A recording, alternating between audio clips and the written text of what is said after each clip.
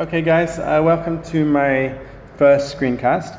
It is my first, so please bear with me. If this is beneficial for you, hopefully it will be the first of many. So basically I'd just like to introduce the summative assessment, the last summative assessment of this semester for TOK.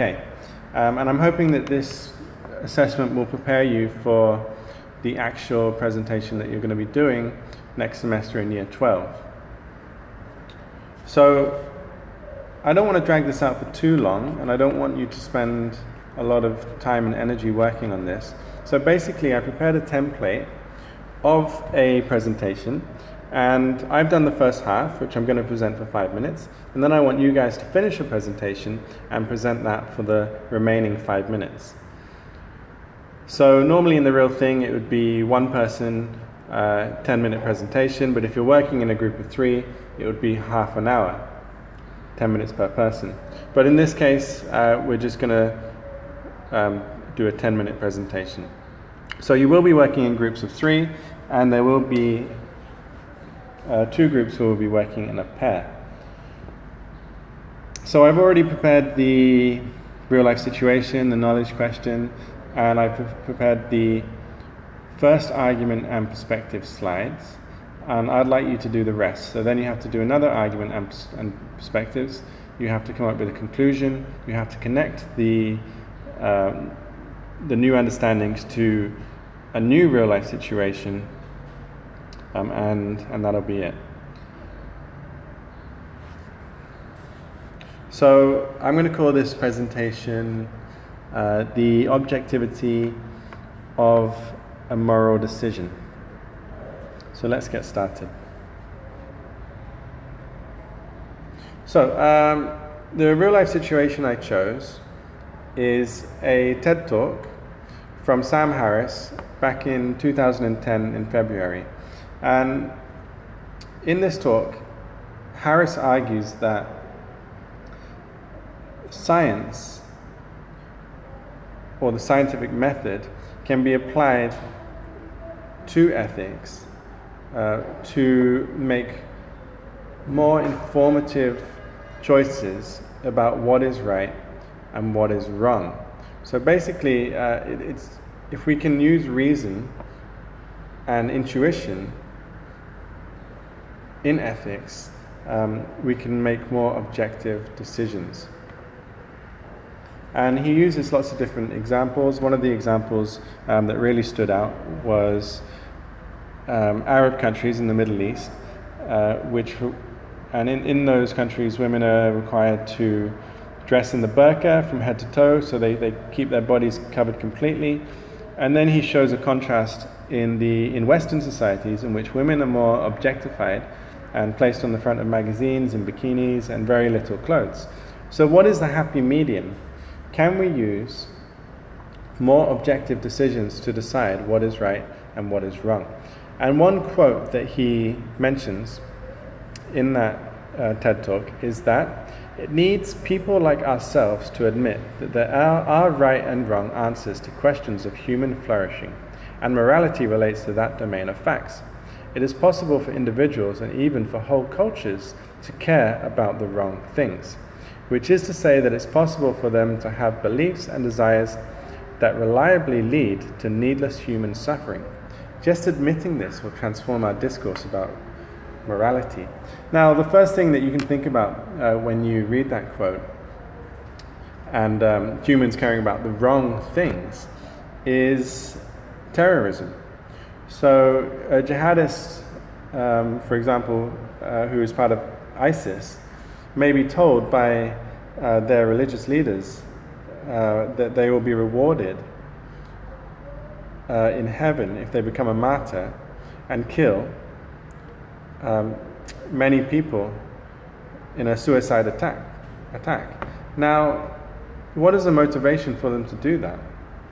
Because they believe in Sharia law and that other people are living in sin. And you can also look at a recent example in Jakarta, in which Ahok was in a way persecuted for his religion and for his for being ethnic Chinese, and he was taken to court for blasphemy.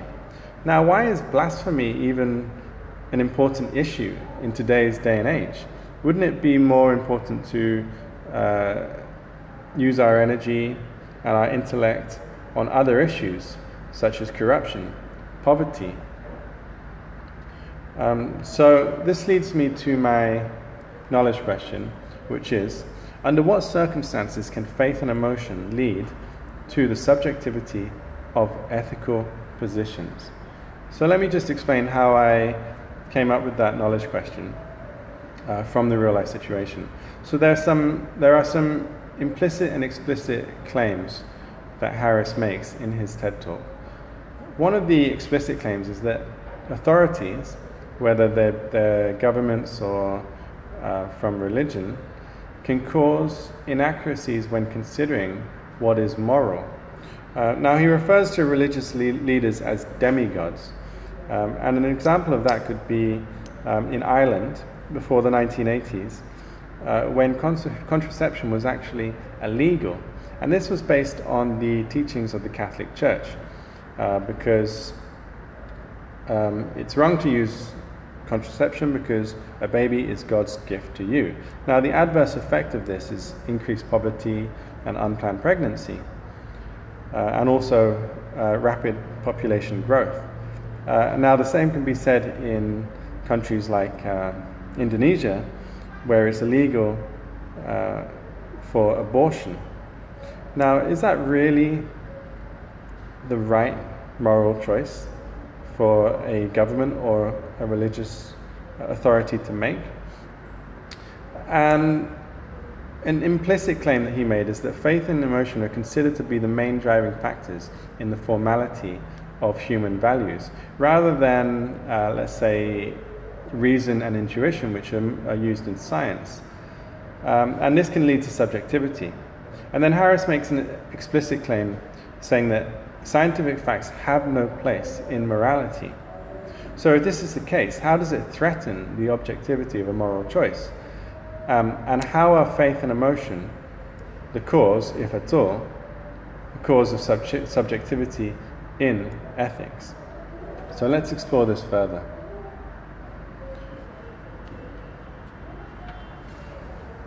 So I want to explore two different perspectives. We have on the left-hand side Jeremy Bentham, and he was a utilitarian thinker. And on the right we have Philip Zimbardo, who came up with the theory of the Lucifer effect. So Bentham believed that humans will make the right choice based on the happiness of the majority. And he quotes that it is the greatest happiness of the greatest number that is the measure of right and wrong. So humans will decide if an action is good based on the majority of the population. So let's take, for example, capital punishment. Now, the act of killing is actually immoral. However, if it makes the majority of the population happy, or if they feel that it's the right thing to do, then it can be justified. So, a lot of countries, they still have capital punishment, such as Indonesia, the USA. Now, an opposing perspective is from Zimbardo. And Zimbardo came up with the theory of the Lucifer effect. And it was based on an experiment he did in 1971 called the Stanford Prison Experiment. And basically he took a group of university students from Stanford and he split them into two groups. One group were the prisoners and the other group were the prison guards. Now he left them for a couple of weeks, and what he observed was after a while the prison guards would start to partake in immoral behavior. They would start to abuse the prisoners, subject them to emotional and physical abuse, and even at some point torture. Now, in reality, back in university, these students were all friends with each other. So he argued that it's the system that creates the evil.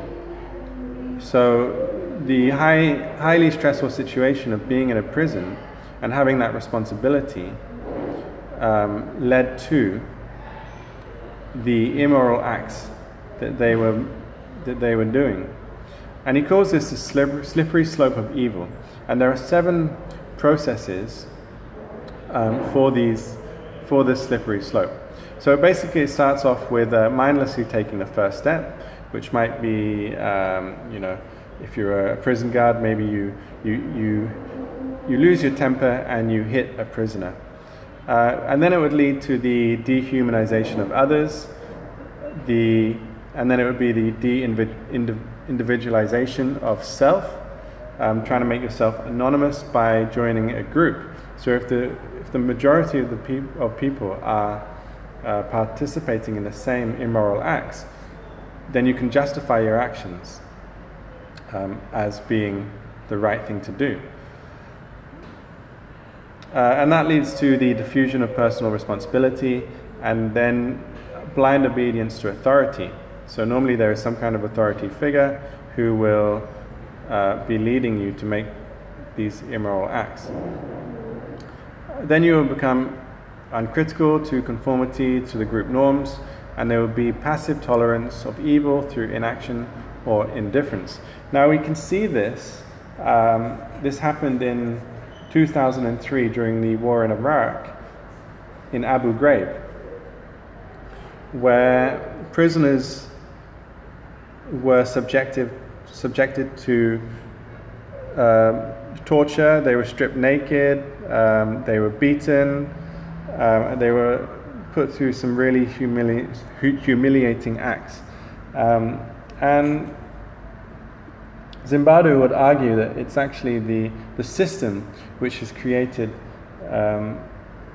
this high stress situation affecting our emotions, and it creates evil. Okay, so now we'll move on to faith.